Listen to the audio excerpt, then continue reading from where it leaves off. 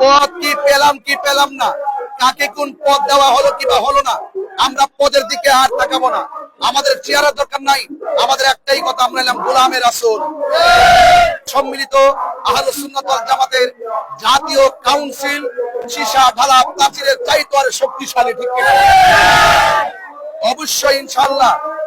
পদ কি পেলাম না, কাকে কোন পদ দেওয়া হলো কিবা হলো না, আমরা পদের দিকে আর তাকাবো না।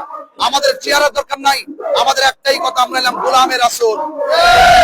এই জন্য আমরা সকলকে, জেলা উপজেলা সবাইকে বলবো, আপনারা যার যার জায়গায় এই আহলে সুন্নাত ওয়াল জামাতের কমিটিগুলো ঐক্যবদ্ধভাবে গঠন করবেন।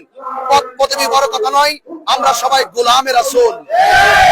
এই জন্য আজকে যারা এই জাতীয় কাউন্সিলে যে কোনো মানুষকে যে দায়িত্ব দেওয়া হবে, আমরা নিঃশর্তে এবং অত্যন্ত আন্তরিকভাবে কোনো দিকে না তাকিয়ে সকল ভেদাভেদ ভুলে গিয়ে ঐক্যবদ্ধভাবে মাইনাস নয় ম্যানেজ চাই, হিংসা মুক্ত সুন্নিয়ত চাই, এই ডায়লগকে, এই ভাষ্যকে হৃদয়ে ধারণ করে আমরা সারা বাংলাদেশে আহলে সুন্নাত ওয়াল জামাতের ঐক্যবদ্ধ মিশন ছড়িয়ে দিব। এবং রাষ্ট্রপক্ষকে আমরা জানিয়ে দিতে চাই, আহলে সুন্নাত ওয়াল জামাত শান্তিপ্রিয় দল।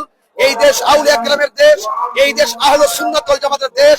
আহলে সুন্নাত ওয়াল জামাতকে ব্যতি রেখে এই দেশে কোন ধরনের রাজনৈতিক সংলাপ কিংবা এই দেশকে গঠন করার ক্ষেত্রে যে সংলাপ, এই সংলাপ সেটা আহলে সুন্নাত ওয়াল জামাতকে বাদ দিয়ে সেটা বৈষম্য, এই বৈষম্যের প্রাচীরকে ভেঙে দিয়ে আহলে সুন্নাত ওয়াল জামাত ইনশাআল্লাহ এই দেশে রাষ্ট্র গঠন করবে, ঠিক কিনা বলেন?